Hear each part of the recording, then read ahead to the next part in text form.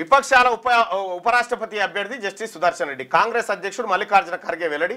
వెంకయ్యనాయుడు తర్వాత పోటీ పడుతున్న రెండో తెలుగు వ్యక్తి. అయ్యా మీ తెలుగు అనేటువంటి మాట ఈ ఈ బంజేరు నాయన, ఈ బంజేరి ఈ సెంటిమెంట్ తో మమ్మల్ని అన్న లాగి మీరు గద్దెలెక్కు. తెలుగు కంచాయలే కూడా తెలుగు ఆయనే కదా. 3 దఫాలుగా ప్రతిపక్షాల అభ్యర్థులు దక్షిణాది వారే. ఉపరాష్ట్రపతి ఎన్నికల్లో ప్రతిపక్షాల ఉమ్మడి అభ్యర్థిగా జస్టిస్ బి సుదర్శన్ రెడ్డిని ఏకగ్రీవంగా ఎంపిక చేశారు. కాంగ్రెస్ అధ్యక్షుడు మల్లికార్జున ఖర్గే మంగళవారం మధ్యాహ్నం ఢిల్లీలో ఈ విషయాన్ని ప్రకటించారు. ఆయన తన నివాసంలో ప్రతిపక్ష పార్టీల వారితో చర్చించిన తర్వాత ఎన్సీపీ అధ్యక్షుడు శరద్ పవార్, సిపిఎం ప్రధాన కార్యదర్శి ఎంఏ బేబీ, టీఎంసీ రాజ్యసభ పక్ష నేత ఒబ్రేన్, డిఎంకే ఎంపీ కనిమొల్లితో కలిసి విలేకరుల సమావేశంలో మాట్లాడారు. అన్ని ప్రతిపక్ష పార్టీలు ఒక్క పేరుపై పోటీ చేయడానికి నిర్ణయించడం ప్రజాస్వామ్యంలో పెద్ద విజయం.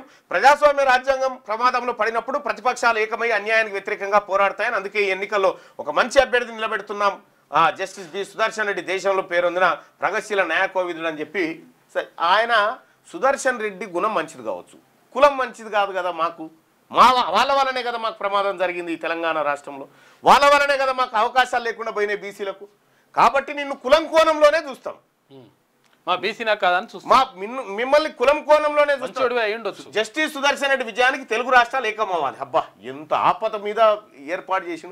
ఎన్నడైనా బీసీలకు సంబంధించి బీసీ అభ్యర్థులు గెలవాలని ఎన్నడన్నా ఒక్క ప్రెస్ మీట్ పెట్టినాడా తీన్మార్మలన గెలవాలని? ఒక్కటన్నా. ఈడ పోటీ చేస్తే, రెడ్లు పోటీ చేస్తే 3 సభలు హెలికాప్టర్ వేసుకొని తిరిగినటువంటి ముఖ్యమంత్రి ఈయన. తీన్మార్మలను ఓడగొట్టుమని కుట్రలు పన్నినటువంటి ఆయన ఈయన. జస్టిస్ సుదర్శన్ రెడ్డి విజయానికి తెలుగు రాష్ట్రాలు ఏకమవ్వాలి. ఉపరాష్ట్రపతిగా ఆయన గెలిపించుకోవడం తెలుగువారిగా మన బాధ్యత. తెలుగువారిగా చంద్రబాబు, కేసీఆర్, ఓవైసీ, జగన్, పవన్ కళ్యాణ్, భాజపా ఈ నేతలు ఎవరైతే ఉన్నారో మీరు బీసీల పక్షపాతలా, బీసీలకు వ్యతిరేకలా ఈ నేతలందరూ తెలుసుకోవాలి. ఈయనంటే ఓపెన్గా చెప్పేసి నేను రెడ్ల మనిషినే, నేను బీసీల మనిషినే కాదని చెప్పి ఆయన చర్యల ద్వారా ఆయన చెప్పేసుకున్నాడు. కాబట్టి ఇప్పుడు బీసీలకు ఉన్నదిగా. కాబట్టి జస్టిస్ సుదర్శన్ రెడ్డిని ఉపరాష్ట్రపతి అభ్యర్థిగా నిలపాలన్నది ఇండియా కూటమి నిర్ణయం. ఇది తెలుగు వారికి దక్కిన గొప్ప గౌరవం. ముఖ్యమంత్రి ముఖ్యంగా తెలంగాణ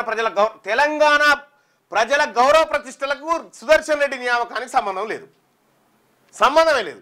మా ఆత్మగౌరవం ఈ తెలంగాణనే కాదు, ఈ భారతదేశంలో ఉన్న బీసీల ఆత్మగౌరవం రాధాకృష్ణన్ గారే. ఉపరాష్ట్రపతిగా రాధాకృష్ణన్ అభ్యర్థి ఏకగ్రీవంగా ఎన్నుకుందాం. అధికార విపక్షాలకు భాజపాతో మేము కొట్లాడాల్సి వచ్చినప్పుడు సైద్ధాంతిక పరంగా ఆ రకంగా కొట్లాడుకుంటాం. కొట్లాటని అది వేరు, సిద్ధాంత పరంగా